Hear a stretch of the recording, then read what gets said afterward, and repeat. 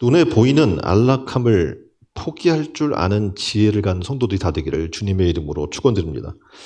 오늘 본문에 유라굴로를 만난 배, 그리고 로마로 항해하면서 이제 마지막으로 로마에 가서 복음을 증거해야 한다고 하는 사도행전 23장 11절 말씀처럼 예루살렘에서 나의 일을 증언한 것 같이 로마에서도 증언하여야 하리라라는 말씀대로 로마를 향한 여정을 시작하게 된 겁니다. 이게 한 3년 훌쩍 지나서 시작이 된 거죠. 이렇게 우리가 신앙의 삶을 살아나가는데 하나님 안에서 안락함을 포기하고 주를 위해 살아나간다? 이건 쉽지 않은 일입니다. 근데 오늘 바울이 정말 로마를 향해 죄수의 몸으로 복음을 전하러 가는 그의 삶의 모습을 통해서 오늘 우리가 만났으면 좋겠어요. 하나님의 나라와 의를 위해 정말 안락한 삶을 내려놓을 줄 아는 지혜를 모두가 갖게 되기를 주님의 이름으로 축원드립니다. 자, 이제 오늘 본문의 내용을 보니까 로마로 가는 여정을 끝으로 바울은 이제 다시 예루살렘에 돌아오지 못합니다. 그러니까 순교의 길인 줄 알고 그는 가고 있는 거예요. 이 길은 하나님이 준비하셨고 하나님이 진행하시며 로마의 복음의 씨앗을 뿌리기 위한 하나님의 선택이죠. 그래서 백부장 율리오의 인솔 가운데서 바울은 로마로 향하는 배에 올라갑니다. 37절에 의하면 이렇게 저렇게 합류한 인원을 보니까 276명이 이 배에 탔어요. 그래서 죄수들, 그 가운데는 군사들도 있고 선원들이 있고 그리고 몇몇 상인들과 그리고 그런 사람들로 이루어진 그런 사람들입니다. 이 내용을 통해서 오늘 눈에 보이는 안락함을 포기하는 지혜는 과연 어떠한 지혜인가를 좀 살펴보기를 원하는데 그 첫 번째는 복음을 위해 믿음의 동역자가 되는 선택을 하는 지혜입니다. 어떻게 보면 여러분에게는 그 많은 친구들이 세상을 살면서 있게 될 겁니다. 그렇죠? 뭐 결혼식에 장례식에 올 수 있는 친구들이 있어요.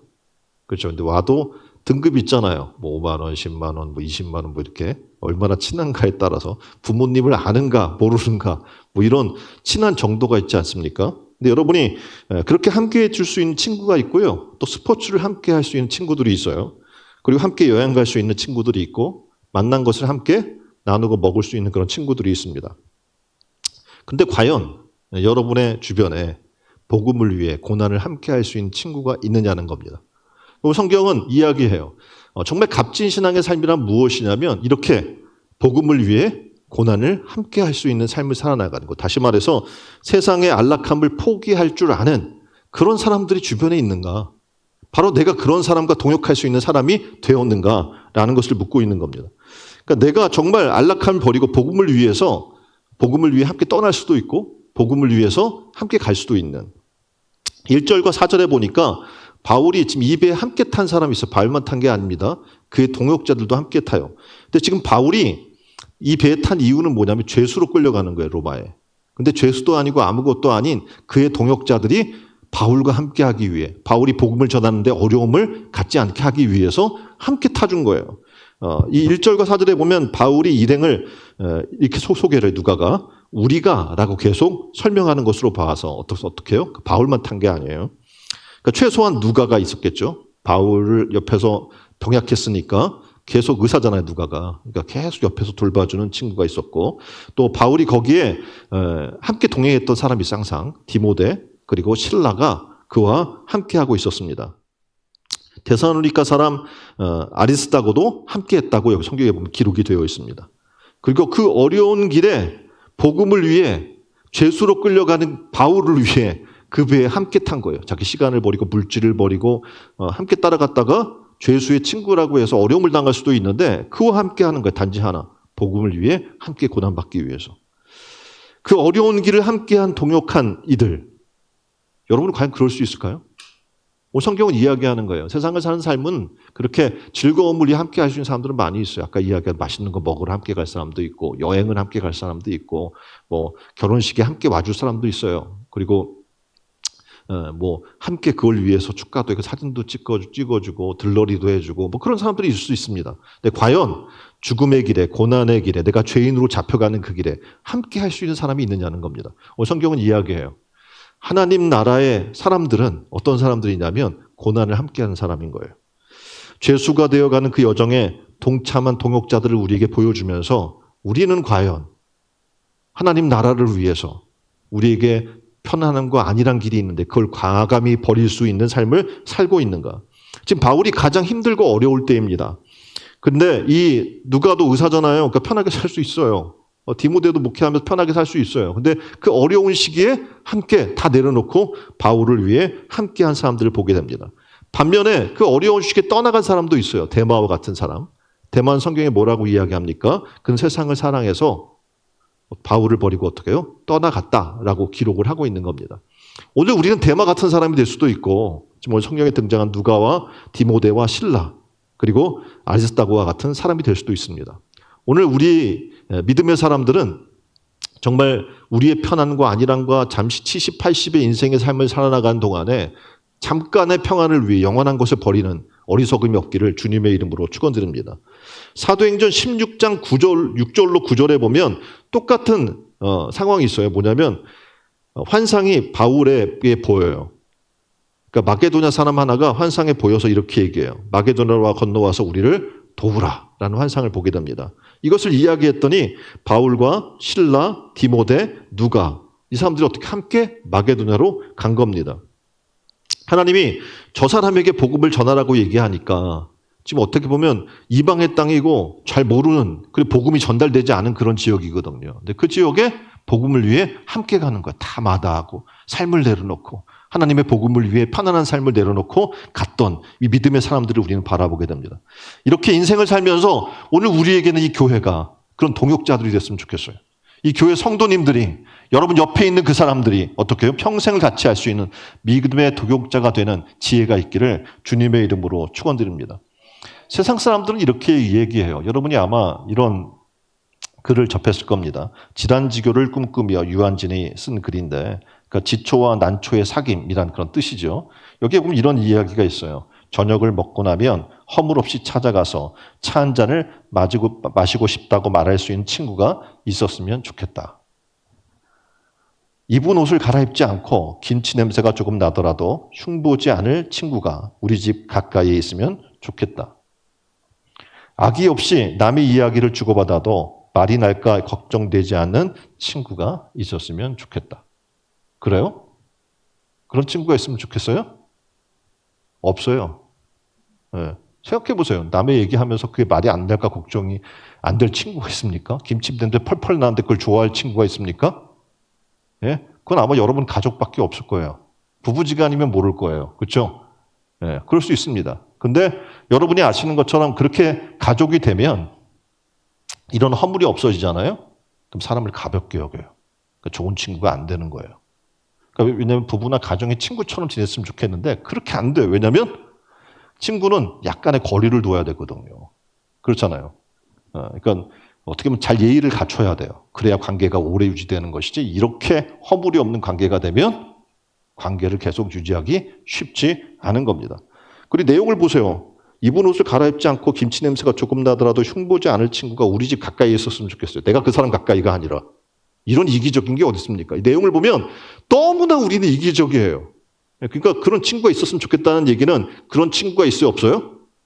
없다는 얘기죠. 역설적으로. 성경을 내용을 보면서 우리는 생각해요. 아 그렇구나. 세상을 살면서 우리는 너무나 이기적이야. 나중심적으로 그런 좋은 사람이 있었으면 좋겠다라고 내 편의 위주로 들어와서 우리가 저는 맛있는 음식점이 있어요. 그럼 어디 있으면 좋겠어요? 그 음식점이? 네? 내 집 가까이에 있었으면 좋겠는 거잖아요. 그렇죠? 내가 찾아가면 되는데 내 집 가까이에 있으면 그러니까 우리는 다 나 중심적인 삶을 생각하고 나 중심적인 삶을 살아나가는 게 우리의 모습인 겁니다.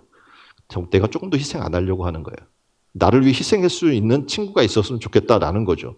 내가 김치 냄새 나도 그 냄새를 맡아줄 수 있는 친구가 있었으면 좋겠다. 나는 싫어. 근데 그런 사람이 있었으면 좋겠는 거죠.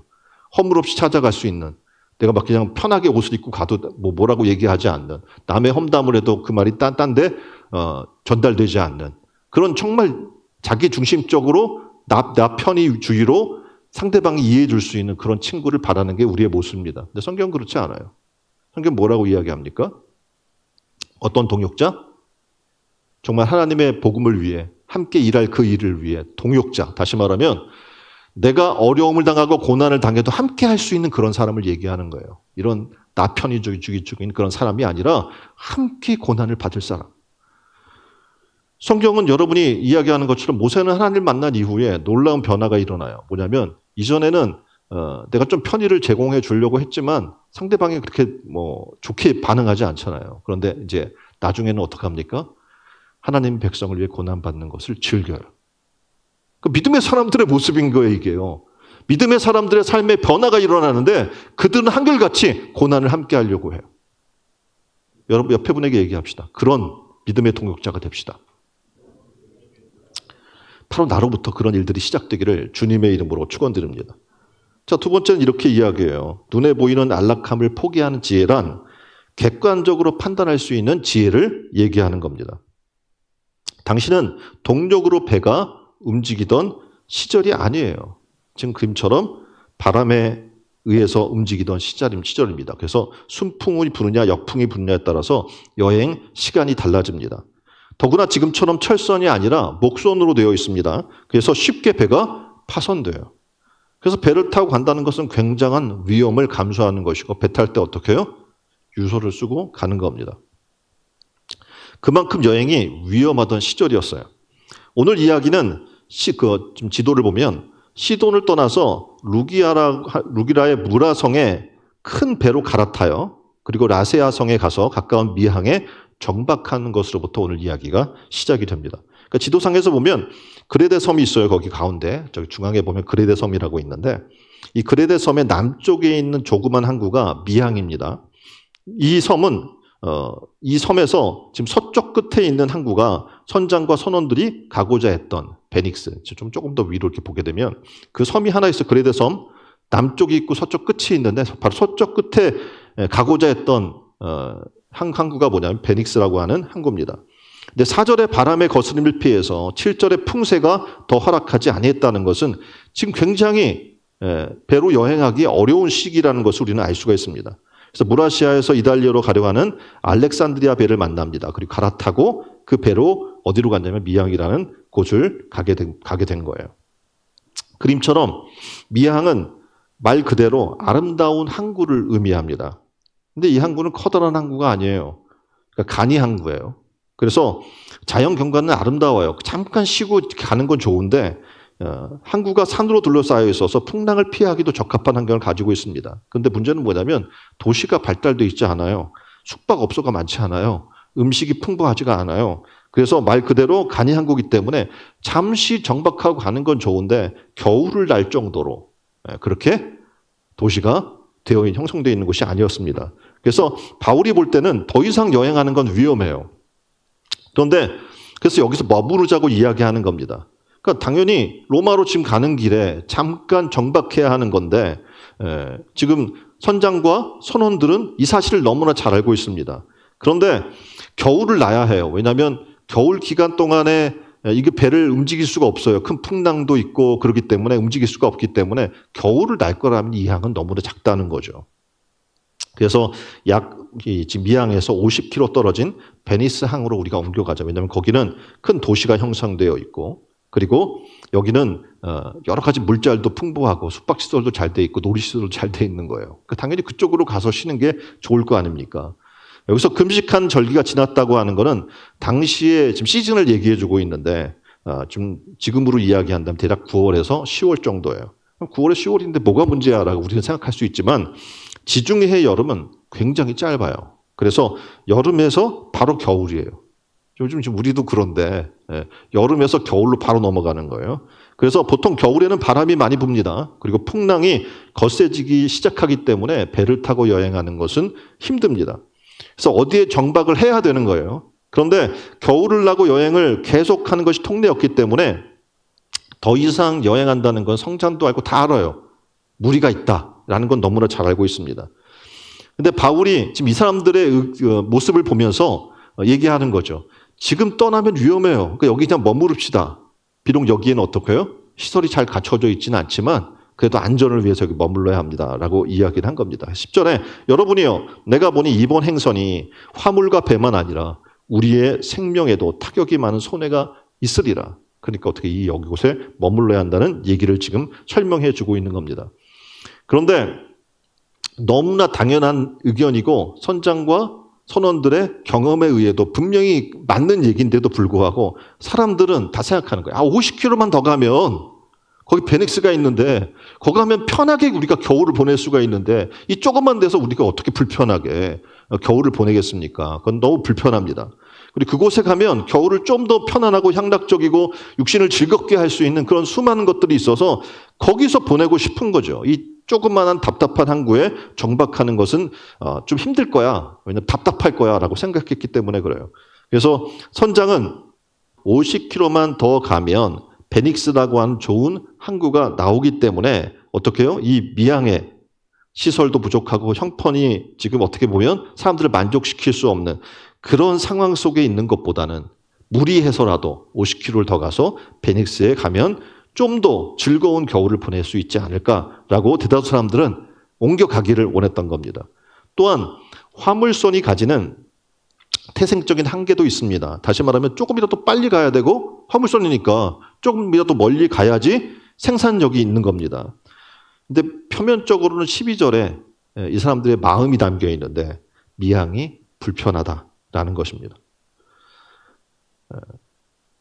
우리는 흔히 여기서 선장과 선원들이 긴 겨울을 좀 더 큰 항구에서 즐겁게 나야 된다는 생각 때문에 객관적인 판단을 상실해 버렸음을 우리는 보게 됩니다.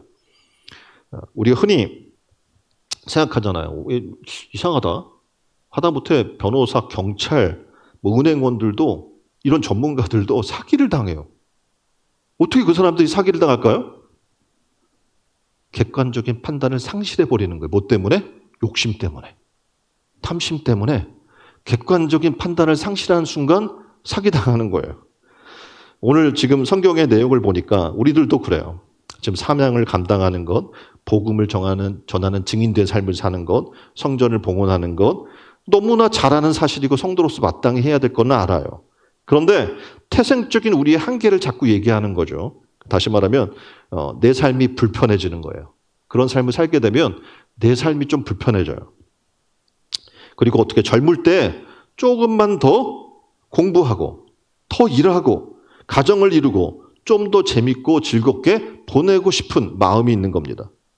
그러니까 조금 더 빨리 조금 더 남들보다는 앞서 나가는 게 옳지 않아? 내가 하나님의 사명을 위해 내 삶을 내 젊음을 드리는 것보다도 그래서 그렇게 재미있게 즐겁게 나의 젊음을 드리는 것이 너무나 당연한 것처럼 보이는 거죠. 그래서 영적인 너무나 당연한 판단이 있음에도 불구하고 무시하게 되는 거예요. 오늘 우리의 삶의 모습이 이 배에서의 사람들, 다시 말해 선원들, 또 선장, 그 배에 탄 무리들의 모습과 너무나 흡사한 것을 우리는 보게 됩니다. 오늘 우리는 영적인 판단을 놓치면 안 됩니다. 그러니까 세상의 삶 때문에 태생적인 우리의 삶의 모습 때문에 영적으로 가야 할 올바른 길들이 있는데 그 판단을 접어두어서는 안 된다는 이야기입니다. 오늘 세 번째는 이렇게 얘기해요. 눈에 보이는 안락함을 포기하는 지혜는 다수의 의견을 뛰어넘는 지혜다라고 얘기해 주고 있는 겁니다. 바로 세 번째 이야기입니다. 지금 그림에 나온 걸 보면 다수가 옳다고 이야기를 해요. 그런데 앞에 있는 한 사람은 지금 한두 사람 있죠. 이 사람들은 얘기합니다. 그거는 옳지 않은 길인데 다시 한번 생각해 주세요. 다수가 이야기를 하더라도 그것은 옳고 정의롭고 정당한 일이라고 우리는 확신할 수 없습니다. 성경의 이야기는 우리가 잘 들어보면 그렇게 얘기해요.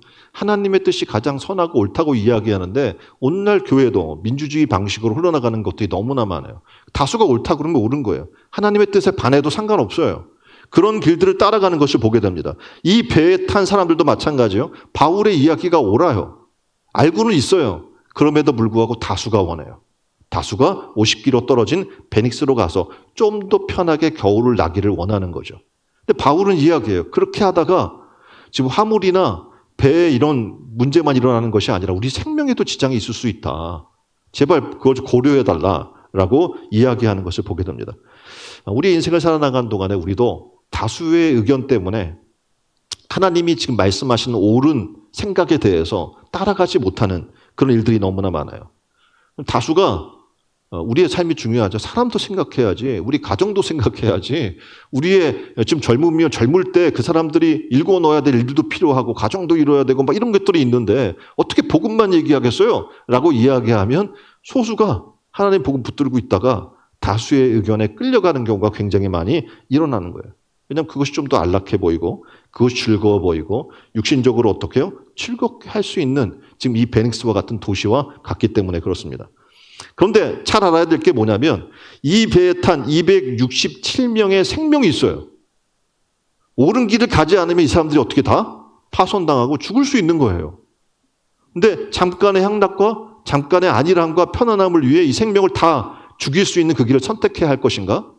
오늘 우리는 잘 생각해야 됩니다.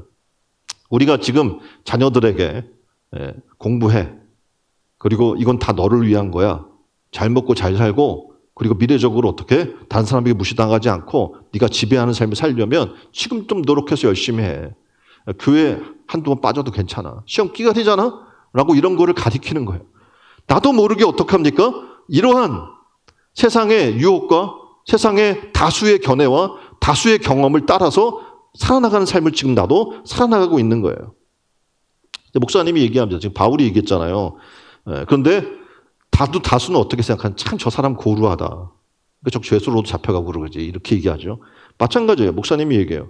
이것은 하나님의 뜻입니다. 말씀대로 살아야 하고 주의를 성수해야 되고 하나님의 일이 우선입니다. 얘기하면 어떻게 해요?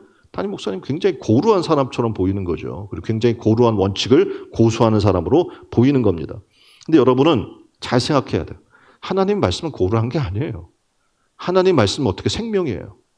하나님 말씀은 우리를 어렵게 하고 재앙을 주려고 하는 것이 아니라 평안이에요. 다시 말해서 하나님 말씀을 따라가는 일은 생명과 평안이라고 성경은 얘기하고 있음을 여러분은 기억해야 되는 겁니다. 이 사람도 생각해요. 야, 그렇게 좀 옳은 길이 아니더라도 꼭 그렇게 정석을 따라가지 않더라도 설마 당장 눈앞에 어려움이 오겠어? 당장 뭐 폭풍이 일어나서 우리가 망하겠어? 라고 그들은 생각하고 있는 겁니다. 그래서 어떻게 보면 이 다수의 의견이 그러니까 사람들이 그렇게 끌려가는 거예요. 우리 70, 80의 인생인데 인생을 살면서 뭐 당장 재앙이 일어나겠어? 당장 뭐 어려움이 있겠어? 당장 심판받겠어? 하나님은 그 시간 동안에 우리에게 자유를 주셨잖아요. 당장 심판 하나님이 하시지 않아요. 그런데 어떡합니까? 한 번 죽는 것은 사람에게 정해진 것이 후에는 뭐가 있어요? 심판이 있다는 사실 여러분은 기억해야 한다는 사실입니다. 그래서 우리는 지금 이 백부장이 근데 있어요. 백부장이. 이 사람은 선원이 있고 선장이 있으면 이것들을 최종 판단하고 그들을 이끌어줄 수 있는 대표자예요. 근데 이 백부장도 어떻게 보면 최종 결정권자인 백부장도 지금 267명의 생명을 생각 안 했어요. 뭘 생각합니까? 좀 더 편한 것, 좀 더 겨울을 쉽게 날 수 있는 방법, 즐겁게 날 수 있는 방법의 길을 선택하게 된 거죠. 답답하고 시설도 잘 되어 있지 않은 이 미양보다는 큰 항구로 가는 그 일이 다수의 의견도 그렇고 그렇게 따르는 것이 지금 편하게 이 지금 시점의 문제들을 해결할 수 있는 방법이라고 생각한 겁니다. 우리가 삶을 살면서 자주 빠지는 함정이 바로 여기에 있습니다. 대세. 다시 말해서 옳은 길을 따를 것인가 대세를 따를 것인가. 이 판단에 사람들은 어떻게 해요? 다 대세를 따라요. 그렇죠? 바울처럼 우리는 이 세상에 끼어 있습니다. 우리는 어떻게 할 건가? 대세를 따를 건가? 아니면 하나님의 뜻을 끝까지 주장하며 나아갈 것인가? 교회는 다수의 의견보다는 하나님의 뜻을 따르는 곳입니다. 그죠? 하나님 말씀이 옳으면 그 말씀을 따라가야 되는 거예요. 그래, 근데 우리는 생각하죠. 다수가 막 미양보다는 베닉스가 좋다 막 떠들어대요. 왜 좋은지도 막 이유를 설명해요. 여기서 이렇게 답답하게 있느니 그곳에 가서 편하게 겨울을 나는 게 좋지 않겠어? 막 설득해요. 그러면 하나님의 뜻이 옳다라는 것을 알면서도 어떻게 다수가 마음이 흔들리는 거예요. 나만 이렇게 고집한다고 지금 다수가 저러는데 내가 그 길을 갖는 게 나만 고집하는 게 옳은 거야? 하고 어떡합니까? 타협하고자 하는 마음이 굉장히 많고요. 많은 이들이 타협하고 유혹에 넘어가는 현실입니다. 자, 요셉을 보십시다. 요셉이 하나님의 꿈을 보여주셨고 비전을 보여주셔서 그걸 가지고 따라 나가려고 해요. 그래서 형들에게 배신당해서 탈려가요. 그리고 보디발의 집에서 노예로 있게 됩니다. 근데 그곳에 또 하나님이 인정해 주셔서 그곳에 거의 통과하는 그런 노예 수장과 같은 그런 위치에 있습니다. 그랬더니 보디발의 아내가 와서 지금 그림처럼 유혹하는 거예요. 야, 지금 아무도 없다. 내 말만 들으면 너 인생 편해지는 거야. 우리 관계하자. 이렇게 이야기를 하는 거예요. 자, 여러분 어떡하겠어요? 아무도 안 봐요. 그리고 내가 이걸 거부하게 되면 어려움을 당할 수 있어요. 근데 요셉은 고민하지 않아요. 그리고 이야기해요. 아무도 없는 게 아니라 하나님이 보십니다. 나는 하나님을 배반할 수 없습니다. 그리고 뿌리치고 나가버려요. 그랬더니 어떻게 돼요? 포디발의 아내가 모함을 해가지고 감옥에 갇히는 거예요. 자, 이런 모습들을 우리는 보게 돼요. 그럼 여러분 어떤 선택을 하겠습니까? 하나님이 보심을 우리가 알고 이것이 옳은 길임을 알매도 불구하고 편안함을 버리고 어려운 길을 갈 것인가? 정의로운 길을 갈 것인가? 하나님이 기뻐하시는 길을 갈 것인가? 아니면 편안하게 안정된 삶을 선택하고 하나님을 떠나는 삶을 살 것인가? 어떻게 보면 지금 요셉의 이 길은 답답해 보여요. 아이고 답답해. 좀 융통성이 있어야지. 예? 그렇게 해서 감옥 갇히고 그렇게 어려움을 당해야 쓰겠어? 이렇게 우리 생각할 수도 있다는 거죠.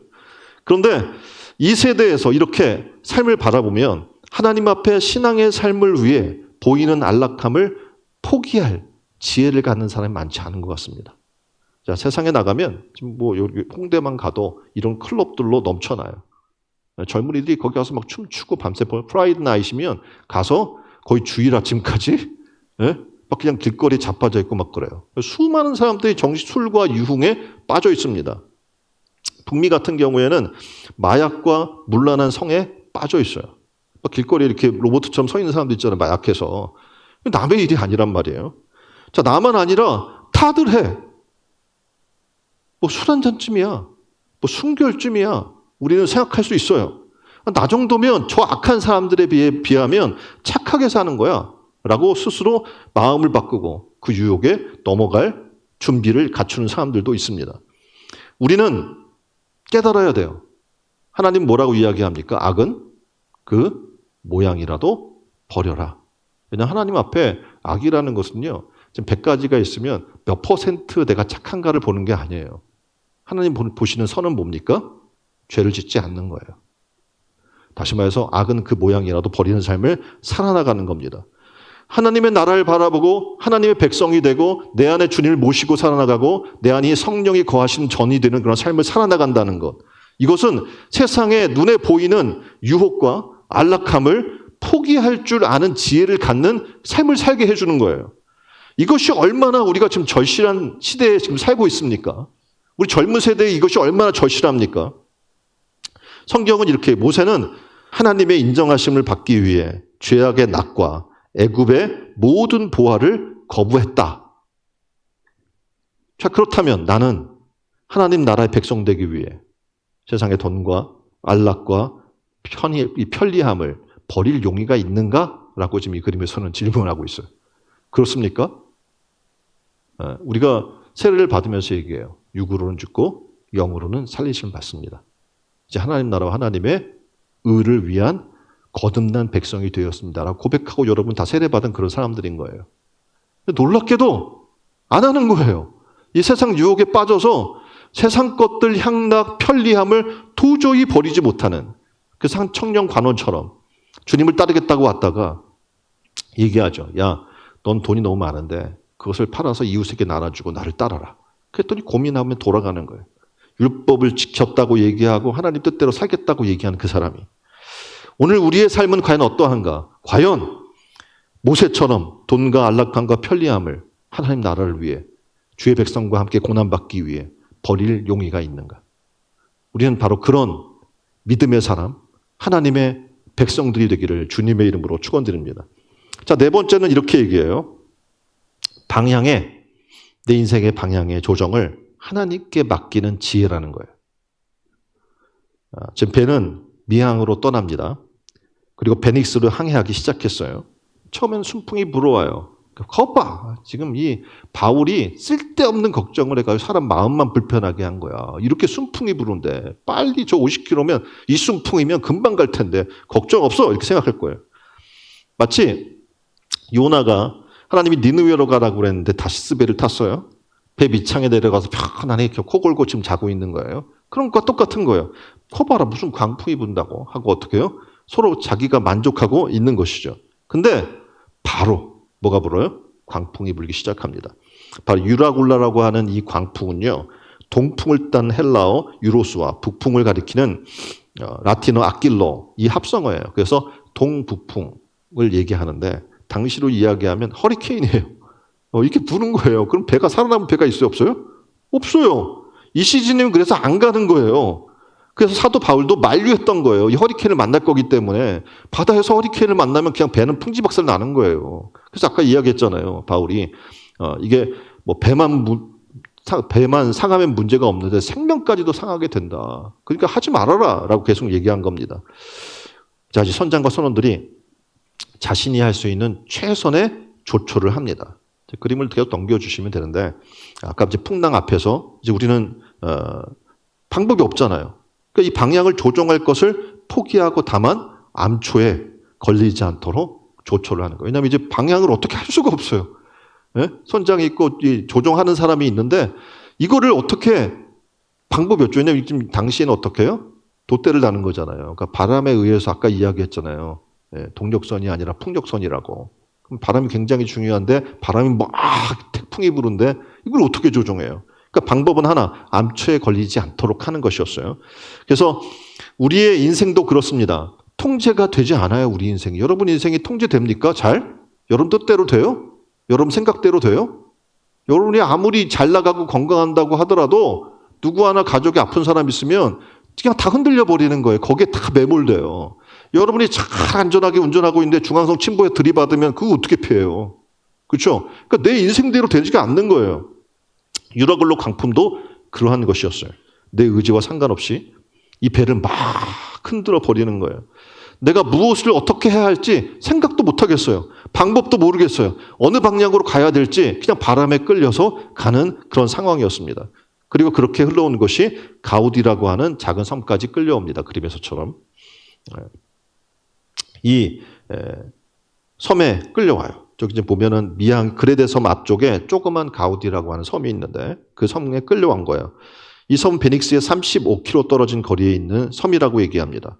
잠시 바람막이 역할을 하는 동안에 선원들은 이제 배 고물에 매달려서 지금 위태하게 구명선을 이제 매달려 있는 구명선을 갑판 위로 올려요. 그러니까 구명선 굉장히 중요하죠. 배가 침몰하면 다 거기에 타서 생명을 부지해야 되기 때문에.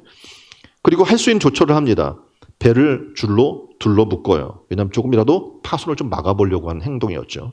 근데 상황은 더 급박해져요. 태풍이 부니까 이제 이 바다 아래쪽에 스르디스라고 하는, 다시 말해서 모래톱, 모래수렁 이런 게 생기는 거예요. 막 부니까 이게 바다에 있는 모래들이 어떻게 바닥에 있는 것들이 움직이면서 산을 만드는 거예요. 그럼 배가 가다가 어떻게 해요?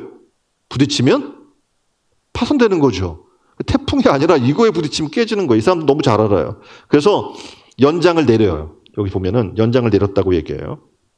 그러니까 배가 엉뚱한 곳으로 떠내려가는 것을 막기 위해서 모든 기구를 동원한 거죠. 닷을 내리고 돛도 내리고. 그리고 모래톱에 걸리는 것이 굉장히 두려웠던 거죠.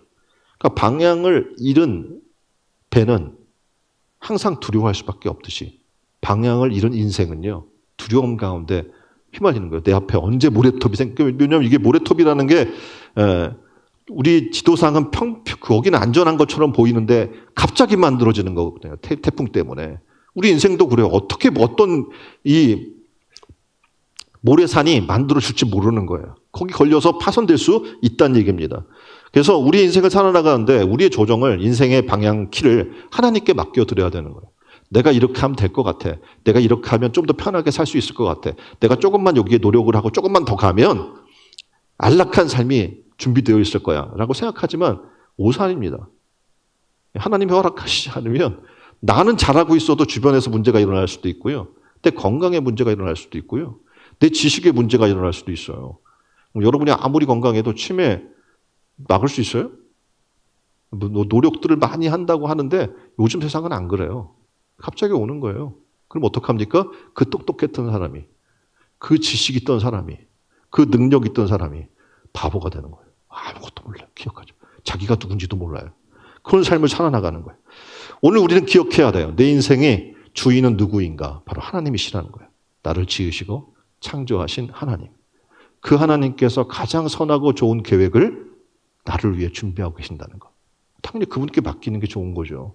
내가 인생을 계획하고 준비하고 나의 방향키를 아무리 내가 조종한다고 유라굴로 같은 태풍을 만나게 되면 한순간에 그것이 다 무의미해지는 방향을 잡을 수가 없는 삶 가운데 빠져들기 때문에 그렇습니다. 자, 마지막 5번째는 눈에 보이는 안락함을 포기할 줄 아는 지혜는 버리는 겁니다. 자, 상황은 아까 이야기했잖아요. 닷도 내리고 돛도 접고 해서 어떻게든 벗어나가 보려고 무진장 노력을 했는데 안 돼요. 무용지물이에요. 하루가 지나니까 이제 어떻게 방법이 없으니 배에 짐을 버리기 시작합니다. 원래 이 짐을 가지고 가려고 실은 건데 버리기 시작하는 거예요. 풍랑이 무거워진 배가 가라앉는 것을 막고자 하기 위해서 정말 극단적인 조치였습니다. 요나서에서도 그래요. 막 짐을 버려요. 왜냐하면 생명이 경각에 달리니까 그렇습니다. 아무것도 중요하지 않아요. 짐도 중요하지 않아요. 생명보다 중요한 게 어디 있겠습니까? 그래서 화물을 가득 실은 이 배에 짐들을 버리기 시작해요. 가장 먼저 버린 게 뭡니까? 여분의 물건들이었어요. 그러니까 상인들이 당연히 어떡합니까? 상품이며 여행에 필요하다고 준비했던 여벌의 옷, 그리고 짐들, 이런 거 다 버렸어요. 내일 일은 나 모르는 거잖아, 이제. 버리기 시작했어요. 화물선이기 때문에 그들에게 어떻게 보면 중요한 것들이 있는데 그 중요한 것들이 다 버려지기 시작을 하는 거예요. 이 배에 안 쓰고 안 먹고 장사하려고 모아온 사람들도 있었을 거예요. 근데 무용지물이었어요. 조금 더 즐기기 위해 한 번 방향을 잘못 잡은 것 때문에 이제 다 버릴 수밖에 없게 된 겁니다. 마태복음 6장 19절에는 이렇게 이야기합니다.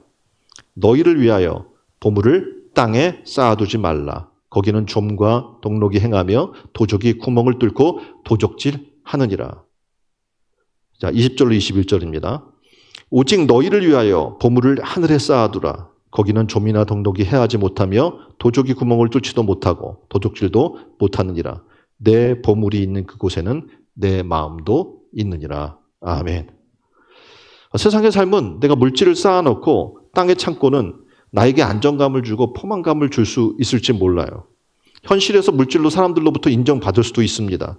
그런데 그건 영원하지 않다는 거예요. 거기 뭐가 있어요? 좀이, 그리고 동록이, 그리고 도적이 들끓는데요. 안전치 않다라고 얘기해 주고 있는 겁니다. 그래서 솔로몬은 이렇게 얘기해. 전도서 2장 22절로 23절 말씀입니다. 사람이 해 아래서 수고하는 모든 수고와 마음에 애쓰는 것으로 소득이 무엇이냐? 그 소득이 뭐냐는 거예요. 일평생 근심하며 그 소득을 쌓았는데 일평생 근심해요. 수고하는 것이 슬픔뿐이라 그 마음이 밤에도 쉬지 못하니. 여러분이 그쵸? 세상의 삶을 막 살다 보면 밤에도 잠을 설쳐요. 밤에도 쉴 수가 없어요. 이것도 헛되도다 라고 이야기를 해줍니다. 조금 더 즐기기 위해 살아나가는 이 삶의 헛됨을 지금 얘기해 주고 있습니다. 그럴 때 가장 먼저 이들이 버린 게 뭐냐면 바로 땅의 창고에 쌓아둔 물건들이었습니다. 그러니까 이거는 내 생명보다 중요하지 않은 거예요. 어려움을 당하면 버려야 할 것들입니다. 잠도 자지 못하고 생명이 경각에 달려있는 가운데 3일이 이제 지나갑니다.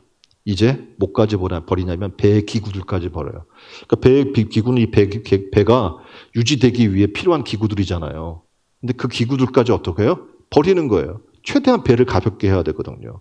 그러니까 이거는 배의 기구는 이들이 살기 위해 필요한 기본적인 물품을 얘기하는데 그것마저 지금 이들은 버리고 있습니다. 다시 말해서 살기 위해서 땅에 쌓아놓은 물건뿐만 아니라 살기 위해 필요했던 기본적인 것도 포기해야 되는 상황을 지금 설명해 주고 있는 겁니다. 내가 죽으면 배의 기구들이 무슨 의미가 있겠어요? 그러니까 생명보다 더 중요한 것은 없기 때문에 그렇습니다. 자, 이들은 미양에 머물자고 하는 바울의 이야기를 거부했습니다. 이유는 간단해요. 베니스강이 좀 더 크고 겨울나기에 수월하고 좀 더 안락하고 편안한 삶이 그 안에 있기 때문이라는 생각 때문에 그렇겠죠. 그 매력을 모아 생명과 바꾸려고 했던 겁니다. 정리해보면 이렇습니다. 이 베닉스로 가려고 했던 이유를 여러 가지 설명하고 있는데 조금 빨리 조금 더 멋진 곳에 가서 겨울을 나려고 했다라는 거죠. 뜻은 좋아요. 근데 문제는 이들이 방향을 잃어버렸어요. 글로 갈 수가 없었어요. 전혀 예상치 않은 섬에 머물러 간 것도 하나님의 은혜로 산 것뿐입니다. 또 하나는 그들의 화물을 다 버려야 했어요. 잘못된 선택으로 잠깐 편안하고 안일한 삶을 내가 추구하려고 했던 것 때문에. 더군다나 배의 기구도 버려야 됐어요. 그럼 어떡합니까? 이 배가 로마까지 가겠어요? 못 가겠어요? 갈 수가 없는 거예요. 탐욕이 부른 대참사인 겁니다. 근데 오늘 우리가 살다가 보면 이런 탐욕이 부른 대참사를 너무나 많이 목격을 해요. 사공들은 인간적으로 할 수 있는 모든 노력을 다 합니다. 배는 불능으로 빠져요. 너무나 사납게 뛰노는 바람과 바다 앞에 아무것도 할 수 없는 사람들의 모습을 우리는 만나게 됩니다. 배에 탄 276명의 사람들은 구원받을 수 없다라고 하는 낭만 가운데 빠져 있습니다. 그때 그들은 쌓아두고 자기의 또 더 미래를 위해 준비했던 물건들을 바다에 던져 버리기 시작을 합니다. 우리는 이때 기억해야 될 게 있어요. 어리석은 부자의 이야기입니다.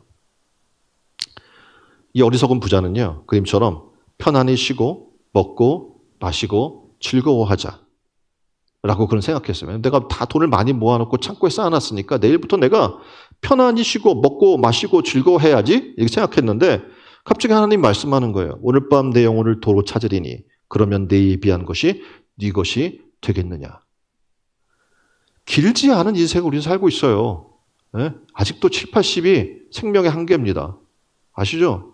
80 정도가 요즘 이제 한계예요. 70대 중후반부터 80대 굉장히 많이 돌아가셔요. 이렇게 짧은 인생을 사는 우리가 조금 욕심을 내다가 영원한 삶의 것들을 잃어버린다면 이처럼 미련한 것이 어디 있겠습니까? 오늘 하나님의 뜻을 따랐으면 좋겠어요. 내가 원하는 방식과 내가 원하는 길이 방향이 아니라 하나님의 뜻을 따라 나갔으면 좋겠습니다. 그리고 우리가 서로 간에 정말 누가와 데모데와 같은 바울의 좋은 동역자였던 것처럼 우리의 편안한 삶을 위해 내 이기적인 욕망을 따라 사는 것이 아니라 하나님의 일을 위해 고난을 함께 할 수 있는 믿음의 동역자로 서로 서가는 신천 은혜로운 교회 성도들이 다 되기를 주님의 이름으로 축원드립니다. 자, 인생이 내 마음대로 되고 풍랑도 내 마음대로 조정할 수 있다면 아마 그건 하나의 권세가 될 겁니다. 그래서 아마 교만이 될 것이고 힘이 돼서 우리 인생을 심판 앞에서 벗어날 수 없게 만들지 모릅니다. 그래서 우리는 지금 때로는 우리 삶을 살다가 건강에 문제가 올 수도 있어요. 가정에 문제가 올 수도 있고 여러분 직장에 문제가 생길 수도 있고 삶의 경제적인 어려움을 겪을 수도 있습니다. 감사하십시오. 돌이킬 수 있는 시간이에요. 하나님 앞에 내 것 여전히 욕심을 부리고 쌓아왔던 것들 내 던져버릴 기회인 거예요. 그래서 어떻게 이제 하나님을 바라보는 그런 삶이 있기를 주님의 이름으로 축원드립니다. 또 하나 우리가 기억해야 될 것이 있어요. 뭐냐면 소돔과 고모라 성이에요. 그림처럼 소돔과 고모라 성이 하나님의 심판 가운데 있어요. 원래 향락의 도시였거든요. 잘 먹고 잘 살고 지금으로 이야기하면 굉장히 핫한 도시예요. 그런데 하나님은 그 도시를 심판하고자 합니다. 거기에 롯이 있어요. 근데 하나님이 그곳을 떠나라고 얘기해요. 가정이 이제 어떻게 그것을 떠나려고 해요. 뒤에 지금 하얗게 된 여자가 있죠. 누굽니까? 욕심을 그대로 가지고 분명히 뒤돌아보지 말라고 했는데 세상 욕심과 탐심을 버리지 못하고 뒤돌아보다가 소금 기둥이 된 여인을 지금 롯의 처를 우리는 보고 있습니다. 우리는 멈춰야 할 때 멈출 수 있는 지혜가 필요해요. 욕심과 탐심을 멈추라고 하면 멈춰야 돼요. 하나님의 나라의 길을 가기 위해서 우리는 절제해야 될 것들은 절제해야 되는 거예요. 안 그러면 유로글로를 만나게 되고요. 그러면 그 가운데서 어떻게 벗어날 사람은 아무도 없는 겁니다. 자, 이제 우리가 요셉처럼 분별한 사람이 됐으면 좋겠어요. 세상은 다 타협하자고 하나님 아무도 보는 사람 없다고 얘기할지라도 하나님이 보심을 기억하십시오. 그리고 하나님 앞에 신앙의 삶을 살아나간 여러분 되기를 주님의 이름으로 축원드립니다. 기도했으면 좋겠어요. 하나님, 복음을 위해 고난을 함께하는 믿음의 동역자가 되게 해 주옵소서. 주관적 욕심이 아니라 객관적 진실을 따르게 하여 주옵소서. 다수의 의견이 아니라 하나님의 뜻을 따르는 지혜를 하나님 우리에게 주십시오. 인생의 방향의 조정을 하나님께 맡기기를 원합니다. 그리고 이 시간 여전히 갖고 있는 우리 탐욕과 욕심을 버리기를 원합니다. 다 함께 우리 한 목소리로 기도하겠습니다. 기도하겠습니다.